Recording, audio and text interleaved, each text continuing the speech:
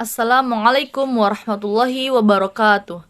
Perkenalkan, nama saya Selvia Berliana Putri, NIM 2012101114, kelas PAI 5C, kelompok 14, mata kuliah Pengembangan Kurikulum PAI berbasis literasi. Dosen pengampu Helna Nelis, MPD. Saya akan membahas materi mengenai yang pertama, peran guru dalam pengembangan kurikulum PAI, dan yang kedua, peran kepala sekolah atau madrasah dalam pengembangan kurikulum PAI. Pengembangan kurikulum pendidikan agama Islam atau PAI ini dapat diartikan sebagai kegiatan menghasilkan kurikulum PAI atau proses yang mengkaitkan satu komponen dengan yang lainnya untuk menghasilkan kurikulum PAI yang lebih baik. Dan kegiatan penyusunan atau desain, pelaksanaan, penilaian dan penyempurnaan kurikulum PAI. Nah, dapat dikemukakan di sini bahwasannya pengembangan kurikulum PAI harus dan perlu diupayakan secara terus-menerus guna merespon dan mengantisipasi pengembangan dan tuntutan yang ada tanpa harus menunggu pergantian Menteri Pendidikan Nasional atau Menteri Agama.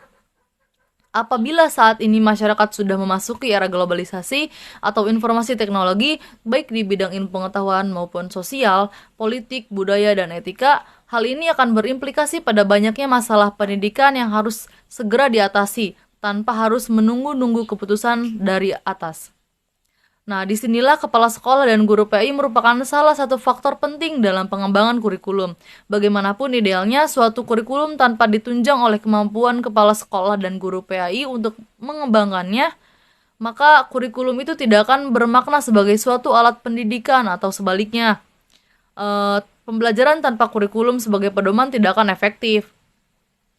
Dengan demikian, peran kepala sekolah dan guru PAI dalam hal ini adalah sebagai posisi kunci. Oleh karena itu, proses mendesain dan merancang suatu kurikulum mesti memerhatikan sistem menilai atau value system yang berlaku beserta perubahan-perubahan yang terjadi di masyarakat itu.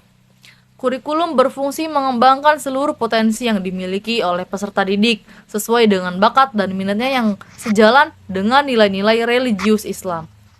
Materi pertama, peran guru dalam pengembangan kurikulum PAI.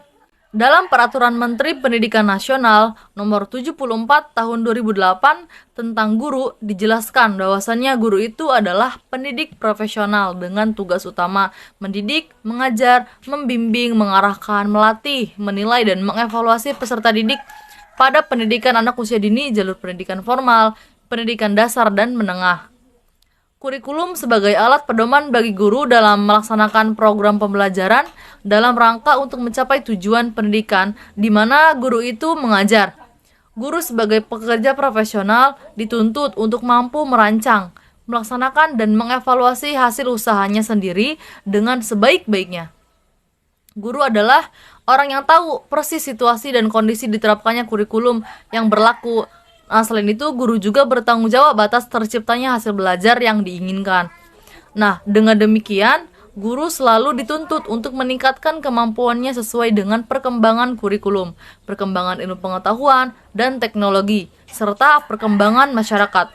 Oleh karena itu, penguasaan kurikulum bagi guru merupakan suatu hal yang mutlak dan menjadi kewajibannya.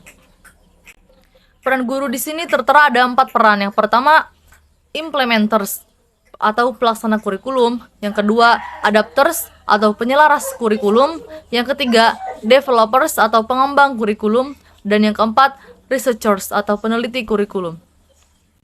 Peran yang pertama yaitu peran guru sebagai implementer atau pelaksana kurikulum. Sebagai implementer atau pelaksana kurikulum, guru berperan untuk menjalankan kurikulum yang sudah ada. Dalam melaksanakan perannya, guru hanya menerima berbagai kebijakan perumusan kurikulum yang dirancang secara terpusat dalam bentuk garis-garis besar program pengajaran. Nah, dalam GBPP ini yang berbentuk matriks telah ditentukan mulai dari tujuan yang harus dicapai, materi yang harus disampaikan, metode dan media yang harus digunakan, dan sumber belajar, serta bentuk evaluasi sampai kepada penentuan waktu kapan materi pelajaran itu harus disampaikan semuanya. Dan telah ditentukan oleh pemerintah pusat sebagai pemegang kebijakan itu sendiri. Adapun peran dan tanggung jawab guru itu dalam pelaksana kurikulum PAI diantaranya melaksanakan proses pembelajaran sesuai dengan rencana pembelajaran, menerapkan model pembelajaran yang sesuai dengan materi pelajaran dan lingkungan sekolah, memanfaatkan media pembelajaran yang sesuai dengan materi dan kondisi sekolah, dan menciptakan lingkungan belajar yang menyenangkan. Peran yang kedua yaitu peran guru sebagai adapter atau penyelaras kurikulum. Sebagai adapter, guru memiliki kewenangan untuk menyesuaikan kurikulum dengan karakteristik sekolah dan kebutuhan lokal, yaitu kebutuhan siswa dan daerah. Nah, dalam fase ini, tugas pertama seorang guru itu memahami dengan baik karakteristik sekolahnya. Tugas kedua adalah mengakomodir kebutuhan-kebutuhan masyarakat dan daerahnya. Dan tugas ketiga adalah membuat desain kurikulum sekolah sesuai kebutuhan madrasah dan masyarakat lokal. Korelasinya dengan pendidik atau guru sebagai adapter atau penyelaras kurikulum PAI, seorang guru itu dituntut untuk memahami situasi, kondisi, dan momentum karakteristik yang ada di sekolahnya itu, sehingga dapat melaksanakan tugas guru sebagai adapter dalam penerapan kurikulum PAI di institusinya itu sendiri. Kemudian peran yang ketiga, yaitu peran guru sebagai developer atau pengembang kurikulum. Sebagai developer, guru sebagai pengembang kurikulum mempunyai kewenangan dalam mendesain sebuah kurikulum. Guru bukan saja dapat menentukan tujuan dan isi pelajaran yang diberikan kepada siswa, tetapi juga dapat menentukan metode dan strategi apa nih yang akan dikembangkan serta bagaimana mengukur keberhasilannya. Sebagai pengembang kurikulum, sepenuhnya guru itu dapat menyusun kurikulum sesuai dengan karakteristik visi dan misi sekolah, serta sesuai dengan pengalaman belajar yang dibutuhkan siswa. Kurikulum dikembangkan sesuai dengan kebutuhan masing-masing sekolah. Peran yang keempat yaitu peran guru sebagai researcher atau peneliti kurikulum.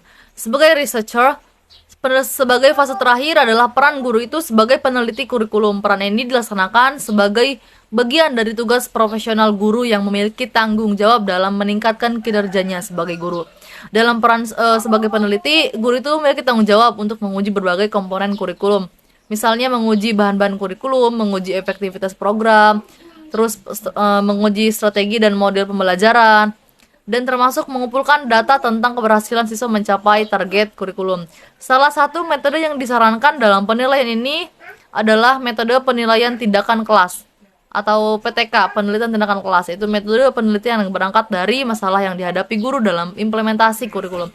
Dengan penelitian ini, guru dapat memecahkan masalah yang dihadapinya. Dengan demikian, dengan PTK ini bukan saja dapat menambah wawasan keilmuan guru, tapi juga dapat meningkatkan kualitas kinerjanya kinerja guru itu seperti apa. Materi selanjutnya yaitu peran kepala sekolah atau madrasah dalam pengembangan kurikulum PAI. Nah, kepala sekolah menurut Wahyu Sumijo, kepala sekolah berasal dari dua kata, yaitu kepala dan sekolah. Kata kepala diartikan sebagai ketua atau pemimpin dalam suatu organisasi atau sebuah lembaga, sedangkan sekolah adalah sebuah lembaga di mana menjadi tempat menerima dan memberi pelajaran.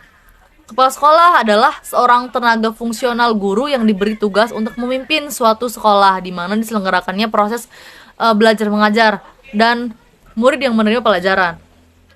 Adapun kinerja kepala sekolah atau madrasah, kinerja seorang kepala sekolah dapat dipahami sebagai upaya yang harus dilakukan kepala sekolah dalam melakukan tugas dan perannya sebagai seorang kepala sekolah, baik itu kepala sekolah dalam jenjang pendidikan kanak-kanak sampai dengan jenjang sekolah menengah atas atau kejuruan.